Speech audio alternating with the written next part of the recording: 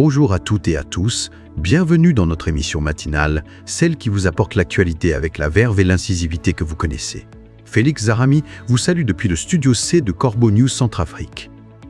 Aujourd'hui, on va décortiquer une déclaration qui fait grand bruit, une sortie qui ne laisse personne indifférent et qui met le doigt sur des mots bien connus de notre pays. Pour en parler, j'ai le plaisir d'accueillir notre excellent journaliste de terrain, Vikos Cynthia. Bonjour Vikos. Bonjour Félix, ravi d'être avec toi pour démêler cette situation explosive.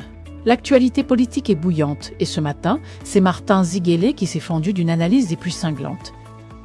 C'est peu de le dire, Vikos. Une analyse sans concession, n'est-ce pas? On parle d'un constat amer sur l'état des infrastructures et surtout sur la direction prise par notre nation. Dis-nous tout. Effectivement, Félix, Martin Ziguélé, figure politique bien connue, a jeté un pavé dans la mare avec une déclaration percutante: un pays sans route, un dictateur sans vision, pas d'avenir pour la Centrafrique. Des mots forts, qui résonnent avec la réalité quotidienne de nos compatriotes et qui interrogent directement la gouvernance de l'empereur Faustin, archange Touadéra. Un pays sans route, un dictateur sans vision, c'est une critique cinglante, Vikos.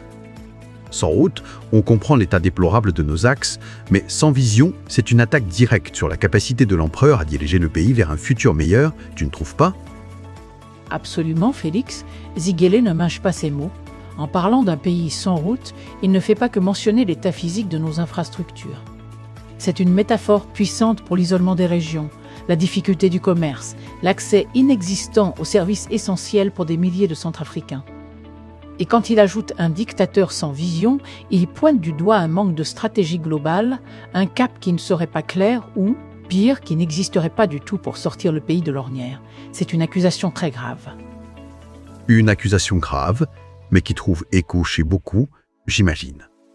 Le développement d'un pays repose fondamentalement sur ces deux piliers: des infrastructures fonctionnelles pour relier les citoyens et une direction claire pour les mener quelque part. Si ces deux éléments font défaut, comme le suggère Martin Ziguélé, alors la conclusion est dure: pas d'avenir pour la Centrafrique. C'est un diagnostic alarmant, Vikos. C'est un diagnostic qui invite à une réelle introspection, Félix. La question des routes est existentielle pour la Centrafrique. Comment construire une économie, garantir la sécurité alimentaire, assurer la santé et l'éducation si les populations sont isolées et les marchandises ne circulent pas? Et l'absence de vision politique pour l'empereur Faustin, archange Touadéra, c'est l'incapacité à projeter le pays dans un futur désirable, à mobiliser les énergies autour d'un projet commun. Ce sont des propos qui vont faire parler, c'est certain. Et nous serons là pour en parler, Vikos. Un grand merci pour cette analyse toujours aussi pertinente et éclairante. C'était donc une contribution majeure de la rédaction de Corbeau News Centrafrique. Merci à toi, Félix. Je rappelle à nos auditeurs que pour toute information ou pour nous faire part de vos réactions, vous pouvez nous joindre via WhatsApp ou par téléphone au bol 136 75 62 17 Z16 ou au bol 136 62 60 chez coin un droit coin de fils. À très bientôt. Félix et merci à nos fidèles auditeurs. Merci Vikos et merci à vous de nous avoir suivis.